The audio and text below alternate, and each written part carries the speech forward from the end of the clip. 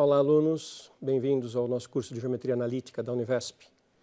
Vamos dar continuidade ao estudo de posições relativas no espaço tridimensional dos objetos geométricos nesse espaço. Na aula passada nós olhamos posição relativa entre retas. Hoje nós vamos olhar entre reta e plano, plano e plano. Então nós vamos começar olhando o que pode acontecer quando eu tenho uma reta e um plano no espaço 3D. Então no espaço, uma reta R e um plano π, eles podem ser paralelos ou concorrentes. Então já vamos começar a entender do que nós estamos falando. Então você imagine o espaço 3D, dois objetos, um plano e uma reta. O que pode acontecer com eles? Eles podem ser paralelos, e eu já vou fazer a distinção entre paralelos que não se encontram e paralelos em que a reta está contida no plano, ou eles podem ser concorrentes. A reta fura o plano. Essa é uma linguagem muito comum na geometria. A reta fura o plano. Então é a reta concorrente com o plano.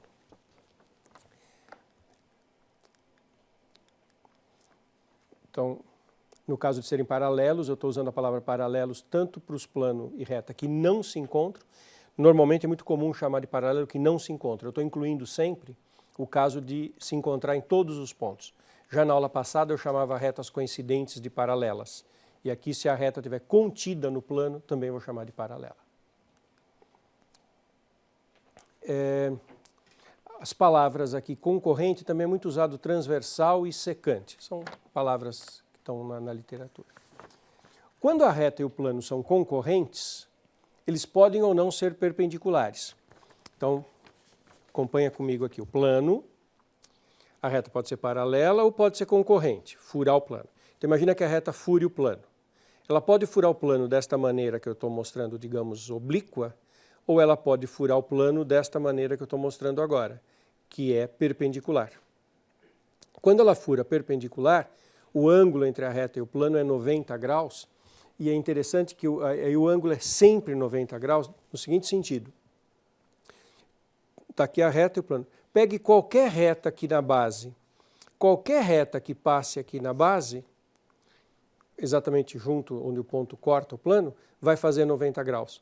Essa reta vertical aqui, que está representada pelo meu lápis cor de laranja, ela faz 90 graus com qualquer reta que eu desenhe na base, no plano.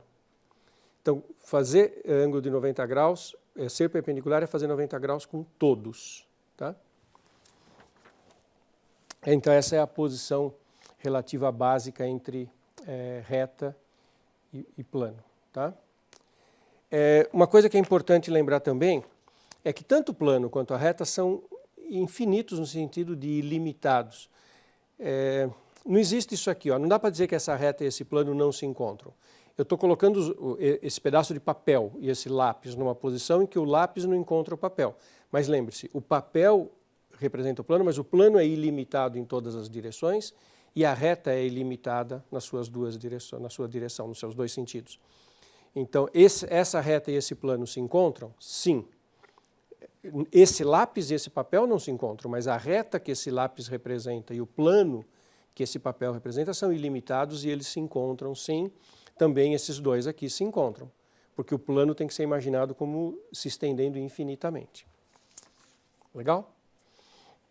Como que as nossas equações permitem fazer as interpretações e as análises dessa situação? Vamos ver os exercícios. Então, por exemplo, esse plano aqui, 3x menos 2y mais 4z menos 1 igual a 0, equação geral do plano.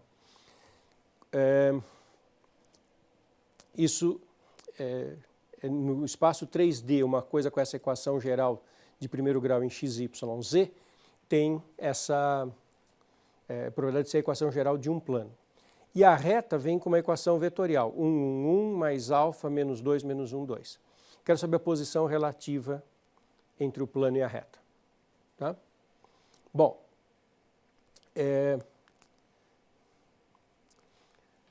eu tomo o vetor normal ao plano e eu tomo o vetor da reta. E eu olho o produto escalar entre eles. E faço a conta do produto escalar. E eu vejo que deu diferente de zero. E eu concluo daí que elas são transversais, que a reta e o plano são transversais. Vamos pensar um pouquinho então o que está acontecendo. Plano e reta. O que acontece se a reta for paralela ao plano? O que acontece se a reta for paralela ao plano? A hora que eu pegar o vetor perpendicular ao plano, e o vetor perpendicular ao plano é esse aqui, olha, 3 menos 2, 4.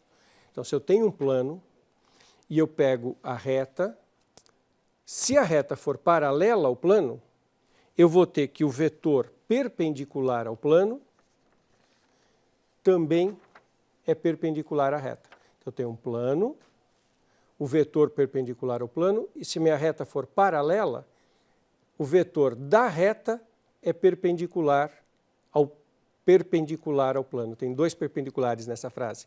O perpendicular ao plano, minha reta paralela ao plano, o vetor da reta é perpendicular ao vetor do plano. Então veja, isso se a reta for paralela.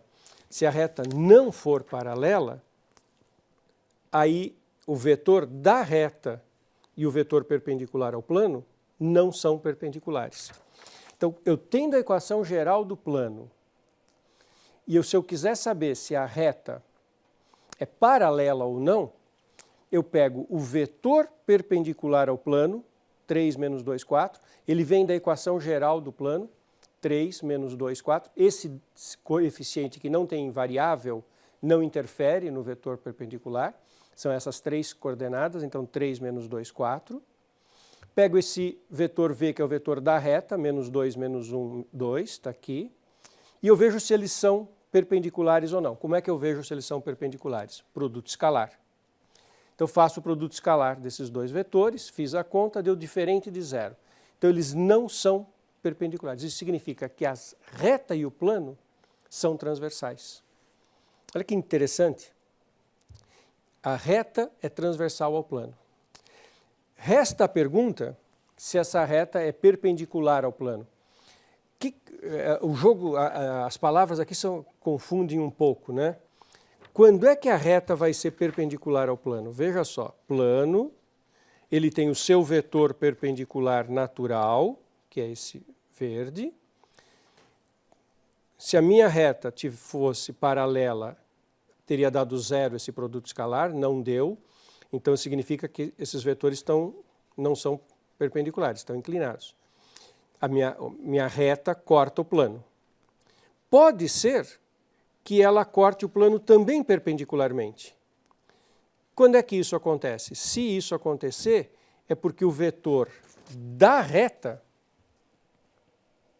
é paralelo ao vetor perpendicular ao plano. Claro, eu tenho um plano, tem o seu perpendicular. Quando é que a minha reta é perpendicular? Se ela estiver na mesma direção do perpendicular, ou seja, se forem paralelos. Então, para liquidar se essa reta é perpendicular ou não ao plano, eu olho o n, olho o vetor da reta e vejo se eles são múltiplos. Nesse caso, a gente constata que não. Né? Aqui é 4, aqui é 2, então alfa teria que ser 2, mas daí aqui seria menos 4. Não é, um vetor não é múltiplo do outro. Então, ela não é perpendicular, ela é concorrente sem ser perpendicular. Outro exemplo.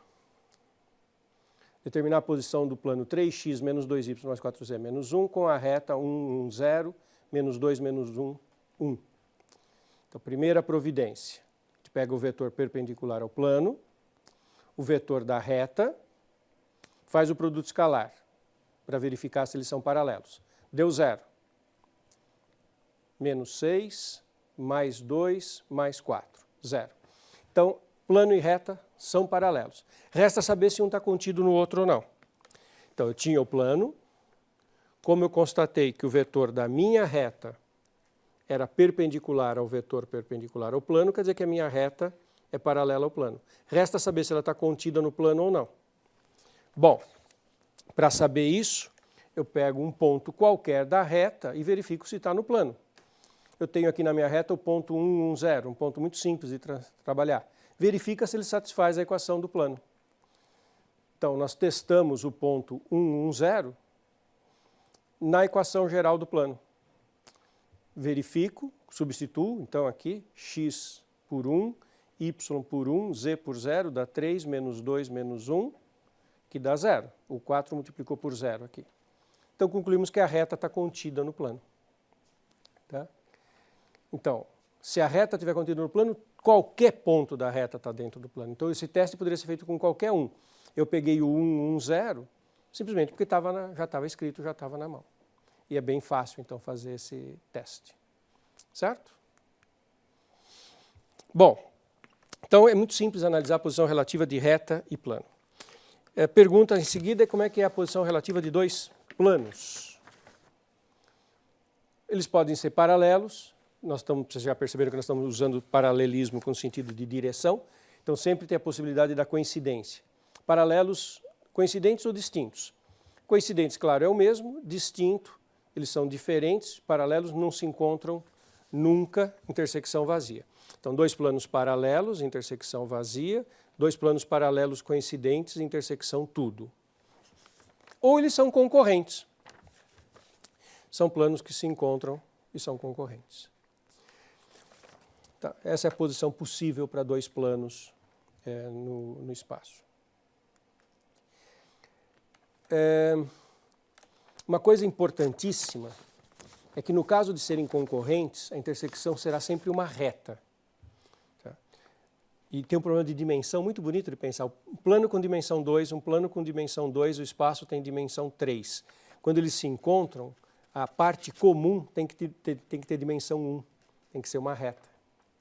Jamais a intersecção de dois planos será um ponto. Tá? Distração que muitas vezes ocorre para os nossos alunos. Você fala, mas e assim, esses dois planos não se encontram num único ponto? Não. Lembra que o plano é infinito, que o plano tem que ser prolongado infinitamente?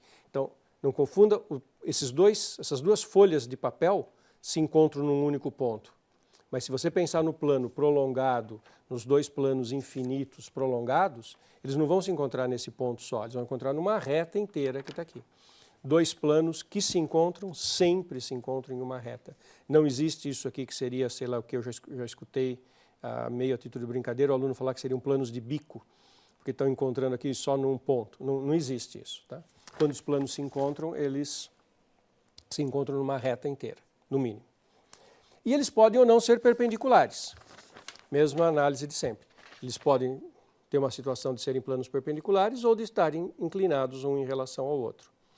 Quando é que eu sei que eles são perpendiculares? Se os vetores perpendiculares a cada um deles forem perpendiculares entre si. Se você tiver dois planos perpendiculares, pensa nos perpendiculares. Perpendicular a um e perpendicular a outro serão perpendiculares entre si e os planos serão perpendiculares. Vocês vão ver que é muito fácil fazer análise disso seguindo a mesma rotina do que a gente estava fazendo com reta e plano. Te dou esses dois planos. Posição relativa. Pega os dois vetores normais. O vetor normal está fácil. 2, 3 menos 5, 1, 1 menos 1. Então, 2, 3 menos 5, 1, 1 menos 1. Um é múltiplo do outro? Não. Então, os vetores são LI, porque um é múltiplo do outro. Os planos são concorrentes, ou transversais, ou secantes, como vocês quiserem. Bom, você poderia se perguntar se eles são perpendiculares ou não. Aí você tem que ver se os vetores normais são perpendiculares ou não. Então, a gente tem aqui o vetor normal A1 é o 2, 3 menos 5, o normal ao outro é 1, 1 menos 1. Fazemos o produto escalar.